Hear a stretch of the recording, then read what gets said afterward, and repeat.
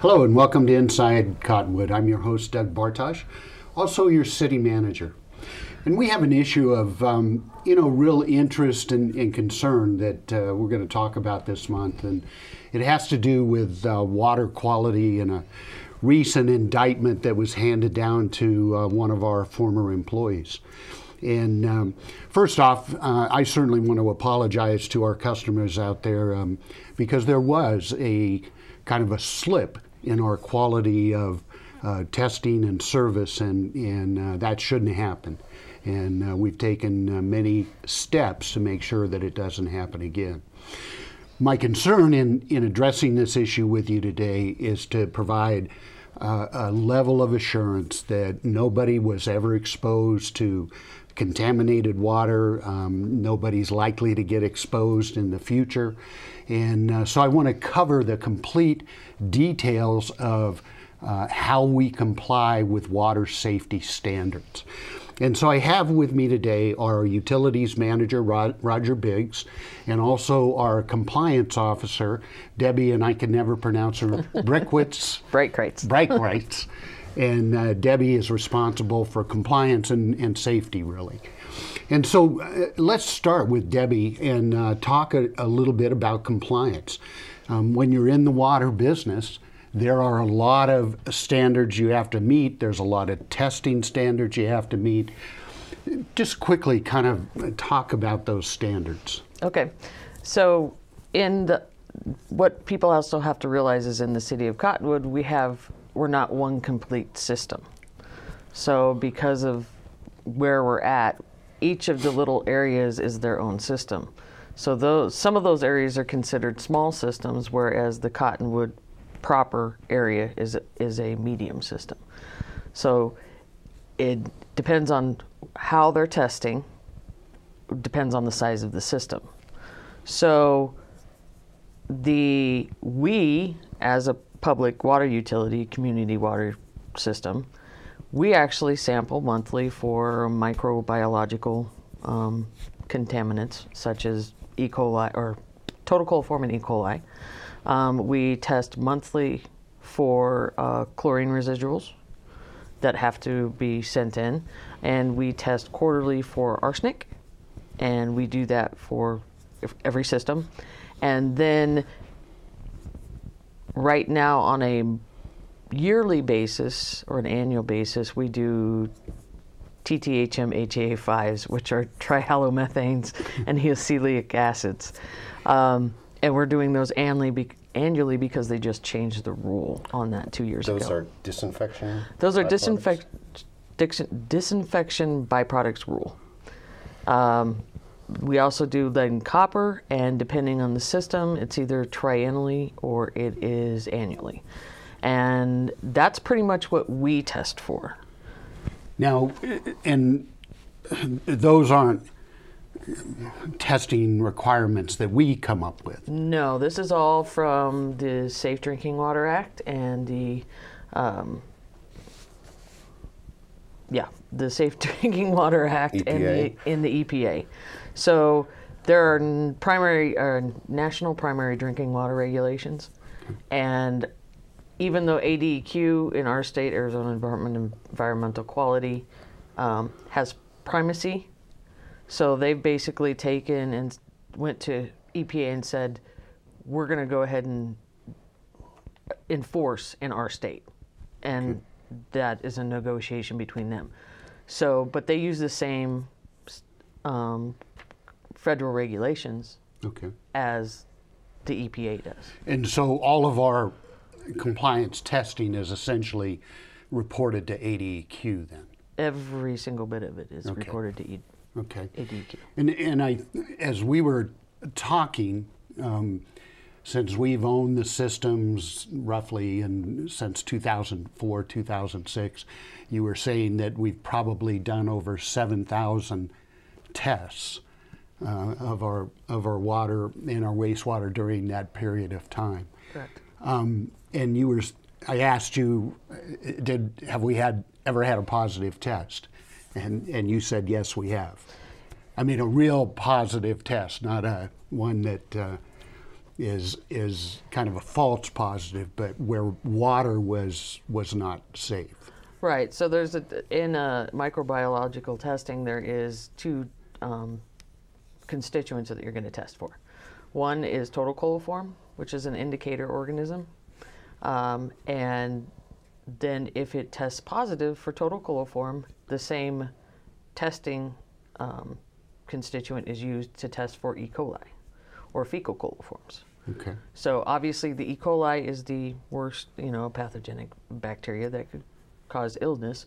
So normally you're testing for total coliform, and then if it's positive, then you test for E. coli. Okay. So we've had tests that have tested positive for total coliform, but negative for E. coli.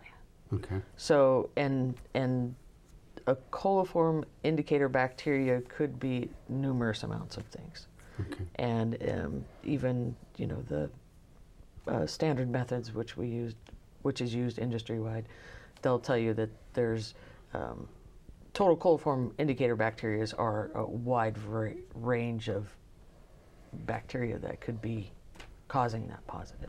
And so when you go out and you find this positive test, like we did this one time and just recently, which kind of facilitated this investigation by DHS and ADQ, so you come up with a positive test. What are the protocols that you have to follow to, confirm that that is actually a positive test? Right. So you have two pieces of regulation that you have to follow. One is the revised total coliform rule, and one is the groundwater rule. Since we are groundwater, we have to follow that rule as well. So if you have a positive total coliform, you must go out to the original location and retest it, preferably within 24 hours. And you also have, you go within 5 upstream and 5 downstream. So you're going up 5 upstream locations and 5 downstream locations, and you're just going 1 each. And to make sure that it's not the line, and then you also go to the well site and you take a sample from the actual well site itself. And then when all those come back, that's when you move on to a different, depending on the results, then you move into a different phase of that. And so then and obviously there's a reporting requirement. Correct. When you do that as well, and you come up with, okay, it was a false positive test, essentially, if everything else is clear. And that's when we contact the Department of Environmental Quality and make sure within that first knowledge of the positive test that we're talking to them. And so we do contact them within 24 hours, and they will help us along the way to figure out what, as long as we're following our micro site sampling plan, then they'll direct us where we need to go next, and whether or not a public notice needs to be put out or not. Okay.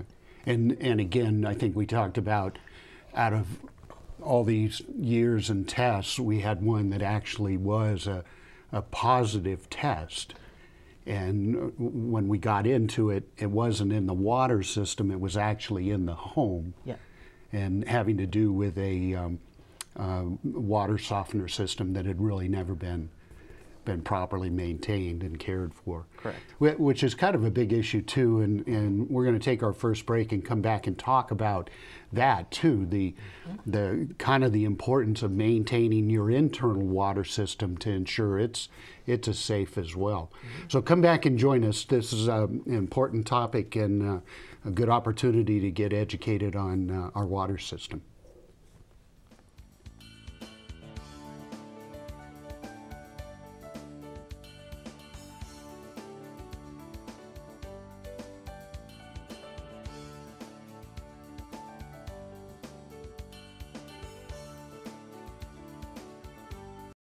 There are people who struggle with addiction and homelessness. Sometimes it may feel like there is nothing we can do to help. But there is. You can make a tax-deductible donation and help those in need transition away from homelessness. When you give someone a handout, you could actually be supporting an addiction. A better life starts with better health, especially for those living in the streets. Support solutions, not addictions. You can make a difference. Visit cottonwoodcares.com. This is Bruce Morrow, Transportation Manager for Cottonwood Area Transit. Remember, we cover the entire Verde Valley and Sedona. Cottonwood Area Transit has you covered wherever you want to ride in the Verde Valley, all day, every day. Take Cottonwood Area Transit through Clarkdale, Verde Village, and from 26 locations in Cottonwood. With Verde Links, it's a quick and easy trip to Sedona every day. Don't forget our connectors to Camp Verde. Visit cottonwoodaz.gov for Cottonwood Area Transit and take a seat. Let's go ride.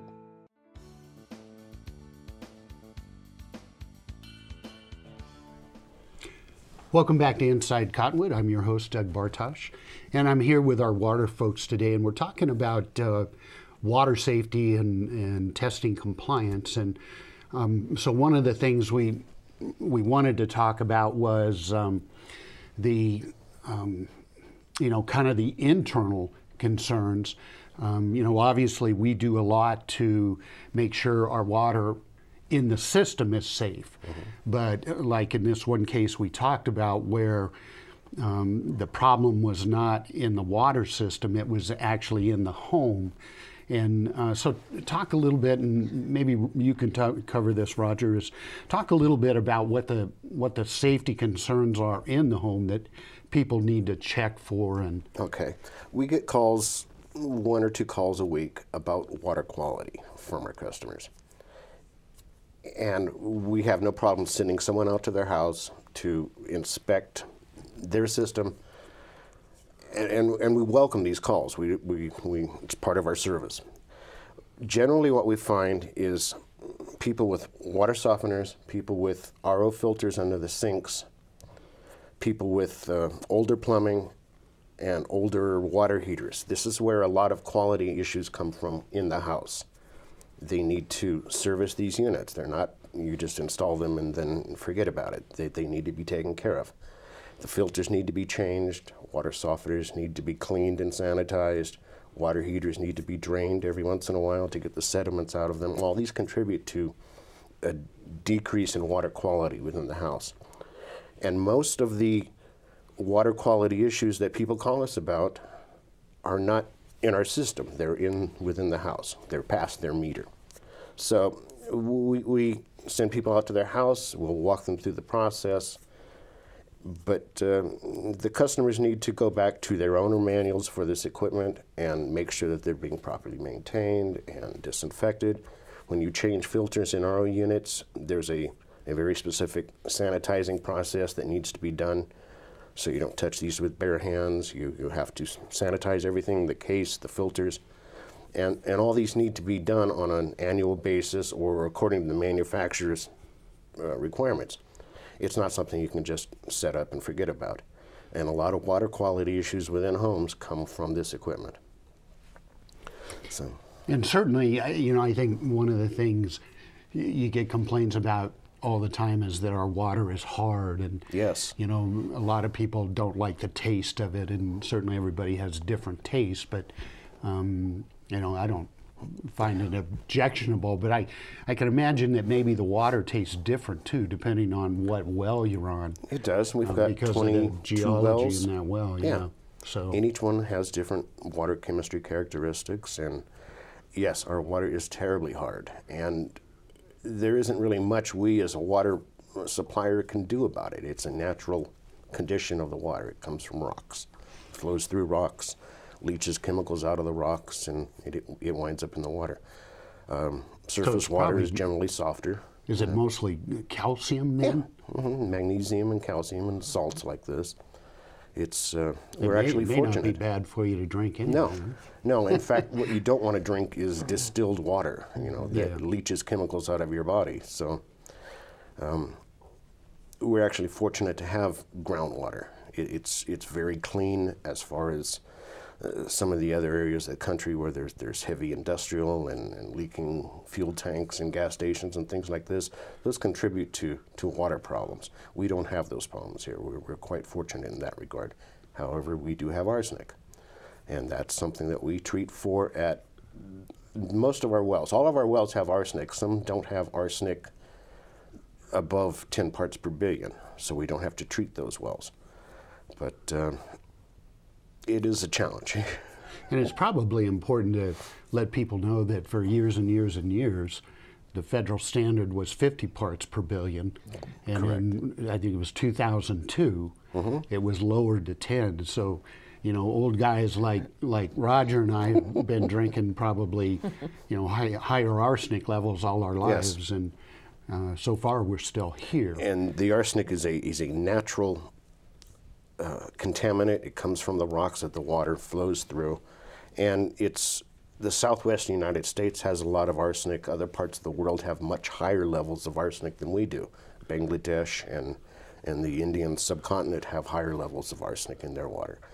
The technology to remove arsenic, Debbie spoke about it briefly. We've got this multiplicity of systems that are kind of combined, and the water chemistry at various well sites is different. The treatment technology we use at these well sites is different.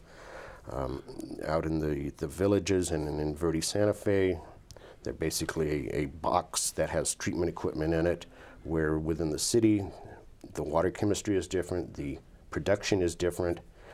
There's a different chemical treatment that's used on the arsenic that's within the city's wells, inside the city limits. So, and they all have different operating parameters and knowledge required once.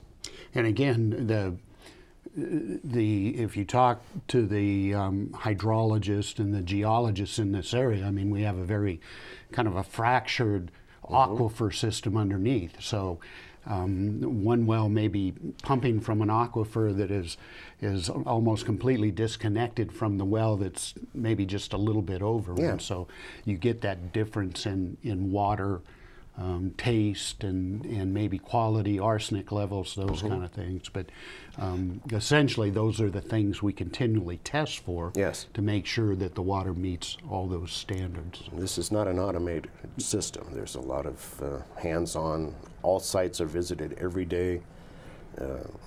Chlorine levels are checked. The equipment is checked. The operators, it's not a drive-by situation. They get out, they go inside, they use their senses to see if something's operating properly. They listen for sounds that weren't there 24 hours before. It's a very hands-on, very intensive system to operate. Let's go ahead and take our next break, and then we'll come back and we'll actually talk about what went wrong in this one particular case.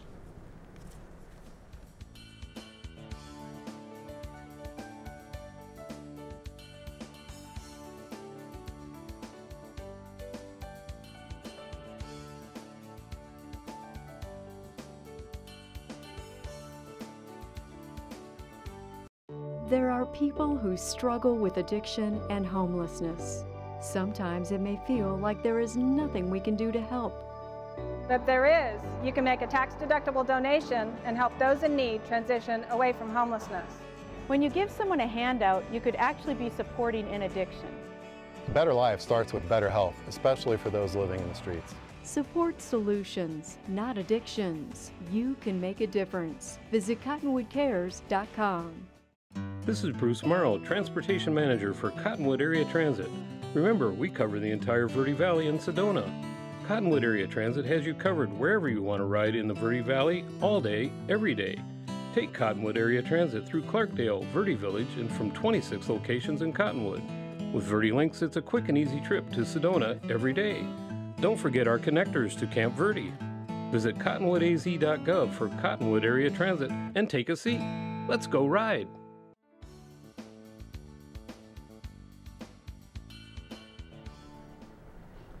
Welcome back to Inside Cottonwood. I'm your host, Doug Bartosh, and I'm here with Debbie and Roger from our water utility facility, and we're talking about water quality and how we ensure that the water's safe. And what I want to do now is talk a little bit about what happened in this one particular case. And it really starts, again, with this compliance testing requirement. And Debbie can kind of take us step by step as to what that process is and where we went wrong in this one particular case. So you want to go ahead and tell us how you do this. How you do this. Okay, so first of all, they have a standard operating procedure. And we have created, we're required to create a microbiological site sampling plan, which means we actually, per quarter, or it's based on a quarter, but we sample monthly. And based on the size of the system is how many samples we take. So they being the operators, go out and take samples at certain locations. These locations have sampling ports. A sampling port, which I don't actually know a lot about, but I know about the other portion of it. The sampling ports are just along with the meter, basically, and you actually take a sample out of a sampling port for the microbiological process. And we actually have a picture of that port that Ryan's showing on the screen now, and it's kind of hard to see the port, but it's the little blue knob with the X on it. Right. And that's where they get the sample water. And Right. essentially we have, I think Roger was saying, over 100 of these around our water system. Right. In order to verify the quality in every system that we have and around the entire system, we've installed ports, so quarterly we can actually go out to different ports in the system and look at the water quality there. So it's a constant rotation, so we're getting a very big picture of what the water quality is all over every system that we have. And I imagine, I mean, I've certainly looked at my meter, and there's insects in there and, you know, all kinds of creepy crawlies. I mean, does that kind of cause additional challenges in terms of getting a valid sample? Right, and to overcome most of those with the sampling protocols that are in place are, you know, you're making sure that you definitely disinfecting the wand and then letting the water run for a period of time, because you want to make sure that it's not a first draw. So you're letting it run for 2 to 5 minutes. Depending on location, they can run them 15 minutes. They'll go ahead and they'll procure the test in a bottle.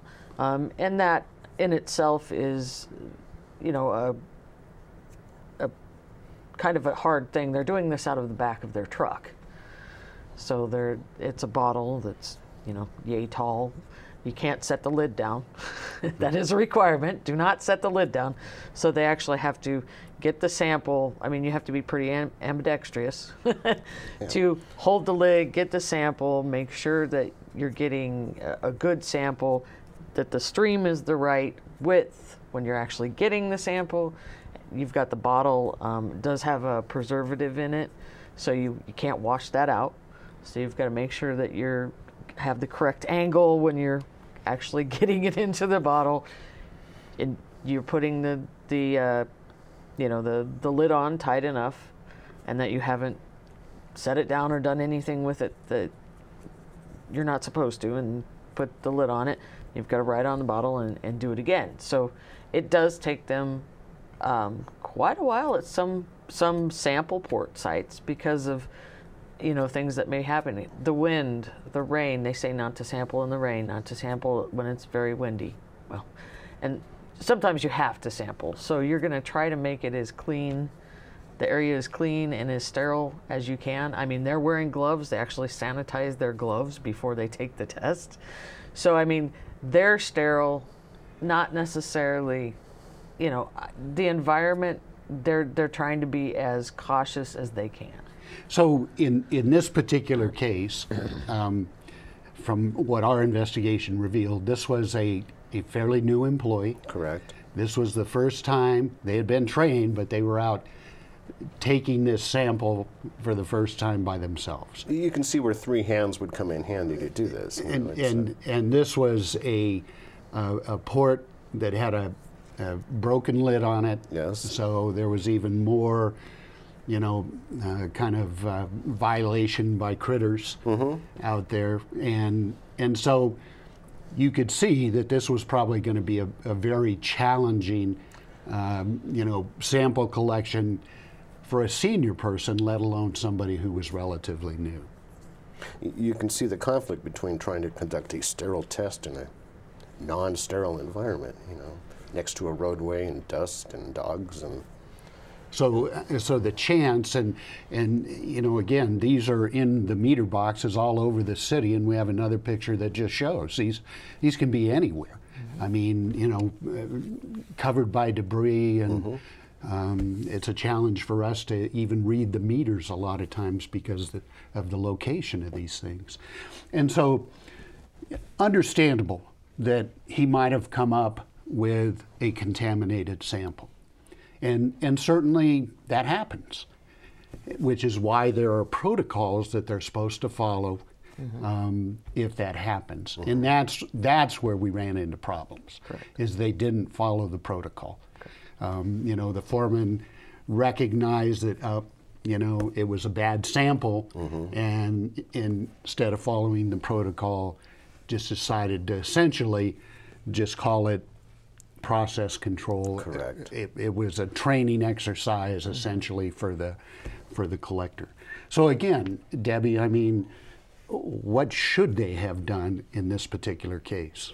Anytime it's followed the standard operating procedures, which do indicate what the steps are. But anytime a positive sample is known, then they would go out, they would resample the original sample location, and then do what we said before. They go 5 upstream and 5 downstream. Now, though, we actually have addresses for those, so those are not going to be sampling ports. So they actually means that the operators actually have to go to a house and take the sample, or pull the meter and get a meter sample. Sometimes that's a little bit harder depending on what types of meters. But they actually have to go into a home or spigot or something to get those samples, and which is not, we'd love to have sampling ports on every meter. Right. Yeah. That is not going to happen. So there are certain areas where we need to avoid faucets that we need to avoid. Usually you avoid an outdoor faucet because you never know if your friendly canine has visited. And you don't normally use a bathroom faucet. You'd normally use maybe more of a kitchen faucet, or industrial sink faucet, something that's not in an environment that just the environment's going to contaminate it. Then we also go up after we do those 3 samples. Then they go up and they take the groundwater sample from the well site, and those all get sent in, So obviously, I mean, we recognize that it is challenging on occasion to get a clean sample, and so there are procedures. Right. You just don't kind of throw away that sample, and which is the problem we had here. Correct. They didn't follow the protocol and respond accordingly. And so consequently, what we have now done is, while we still take the samples, there's somebody else that's actually doing the testing of the sample to make sure, and then reporting that information to the appropriate agencies. So again, poor performance by our employees, but no evidence to indicate that anybody was ever exposed to unsafe water. No. So, any other things, Debbie, that you think are important for the public to know in terms of our corrective actions that were taken way back in, I think, August, September last year? Just to know that by us taking the sample and sending it down to a third-party contract laboratory, I mean, they they're going to give you a result. So that's their results are their results. So they're going to give you the results no matter what they are. They don't care. And I hate to say that, but they don't. But they do let you know. I mean, they let us know. I believe 2-3 months ago, we did, might have been longer than that. We did have a positive total coliform sample. They let us know within their allotted amount of time.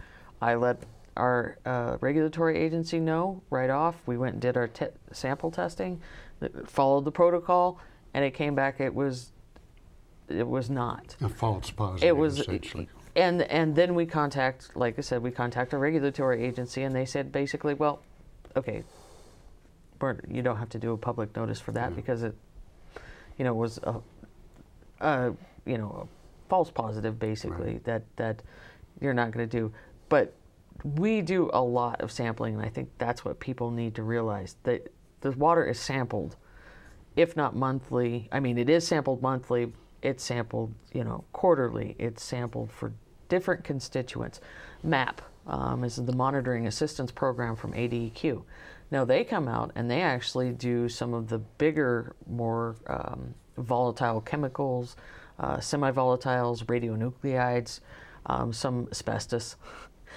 This is a contract laboratory that comes out, and we have no control over when they show up, where they take their samples, anything like this, and they have a whole plethora of constituents that they test for. And we pay for that, a great deal of money. Yeah. So, go ahead, Debbie. One more thought. Yeah, just real quick, and that's okay. So we actually are required to be in that if your system is less than 10,000 people. So the smaller systems that I was talking about earlier are required to be in that, and yes, we do pay for it, but they actually come out and take the test because those tests are very time-consuming. So even with our larger system, or our medium system, which we call the City of Cottonwood system, we've opted in. So we actually pay them to still come out because, again, it is very time-consuming, and it's much easier to have MAP can actually come out and do all that testing and give us the results. It's worth the money. You can see why we have a dedicated person who knows these. Unfortunately, we're out of time, and we could talk a lot more about this, and actually we're going to. We were just talking today about setting up some public forums because we know people are concerned. And, to get the information through the media, you get a very short kind of a summary of what is and what isn't. So we're going to do a couple of forums for the public so you can come out and learn more about your water system. And we want to assure you that it's safe, that we're doing the right things, that we've taken the corrective action that needs to be taken so that this doesn't happen again. And if you have any questions, don't hesitate to call us. There was a contact information on the screen. And if you want further verification of the safety of the water, contact the Arizona Department of Environmental Quality. They'll also talk to you, answer your questions, and assure you that the water is safe here in the City of Cottonwood. Thank you for joining us, and we look forward to seeing you again soon.